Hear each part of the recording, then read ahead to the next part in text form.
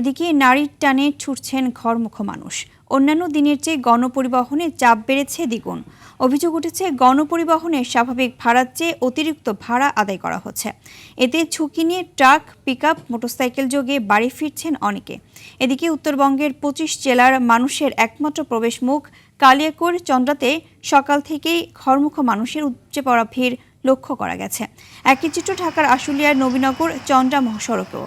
দেশের উত্তর পশ্চিমাঞ্চল থেকে ঢাকা ও তার আশেপাশের কুরবানির পশুর হাটে ঠুকছে পশুবাহী ট্রাক।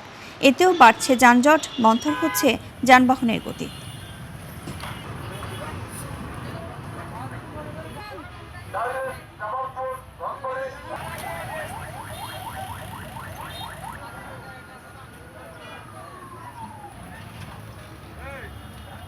গাড়ি টুকটাক পাচ্ছি, এখন এভেলেবেল পাচ্ছি না আর কি। তবে ভাড়া বেশি যাচ্ছে একটু। রংপুরে ভাড়া যাচ্ছে ১২০০ টাকা করে। এখন আগে তো গেছে ৮০০ টাকা অথবা ৭০০ টাকা করে, এখন যাচ্ছে সর্বোচ্চ ১০০০। ঈদে ঘরমুখো মানুষের বাড়ি ফেরা এবং সড়কের এই মুহূর্তের অবস্থা জানাতে নবীনগর থেকে সরাসরি যুক্ত হচ্ছেন সহকর্মী জিয়াউর রহমান জিয়া। জিয়া, ঈদযাত্রার সার্বিক অবস্থা কেমন, আর যাত্রীদের কোনো অভিযোগ বা ভোগান্তির বিষয়ে এখনো কিছু জানা গেছে কিনা জানাবেন।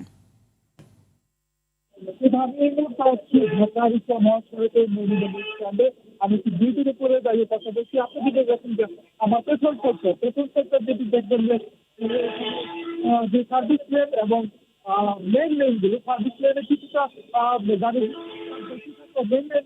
মেইন লেনগুলো সার্ভিস লেনে কিছুটা গাড়ির চাপ বেশি থাকলেও মেইন লেনগুলো কিন্তু স্বাভাবিকভাবে গাড়ি চলাচল করছে। আমরা যেটা দেখেছি যে সকাল থেকেই ঢাকা রিচা মহাসড়কের আমিন বাজার, হেমায়তপুর, সাভার বাজার, বাস স্ট্যান্ড এবং নবীনগর এই জায়গাগুলোতে কিন্তু স্বাভাবিক দিনের মতোই যান চলাচল স্বাভাবিক রয়েছে।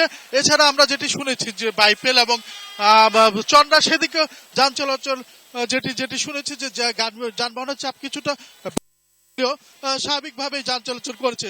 আপনাকে একটি জিনিস জানিয়ে রাখি যে গতকাল বিকেলবেলা গার্মেন্টস ছুটি হয়েছিল, সেই যাত্রীগুলো কিন্তু গতকাল রাত্রেই চলে গিয়েছে।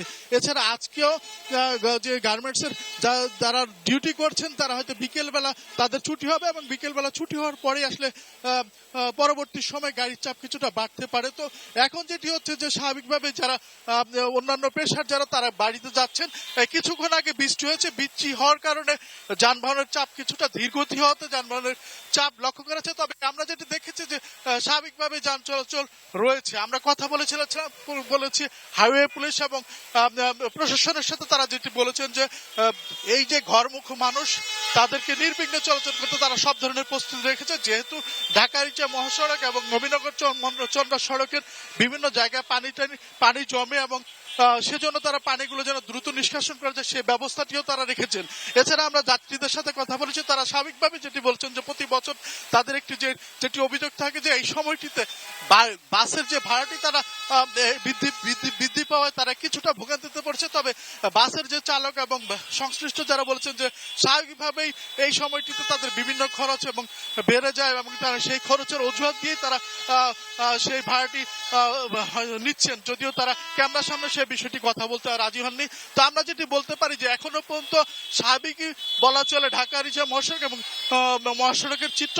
তবে বেলা বাড়াবার সাথে সাথে বিশেষ করে গার্মেন্টস ছুটি হওয়ার পরে সে হয়তো বা ঢাকা রিচা মহাসড়কের যে ঘরমুখী গার্মেন্টস শ্রমিকরা সেটির চাপ বাড়ার পরে হয়তো বা কিছুটা মহাসড়কে যানবাহনের চাপ বাড়তে পারে। তবে প্রশাসন সেই ব্যাপারে অত্যন্ত নজরদারি রাখছেন বলে তারা আমাদের নিশ্চিত করেছেন। তো এই ছিল ঢাকা রিচা মহাসড়কের নবীনগর থেকে এখানকার সর্বশেষ অবস্থা। ধন্যবাদ আপনাকে।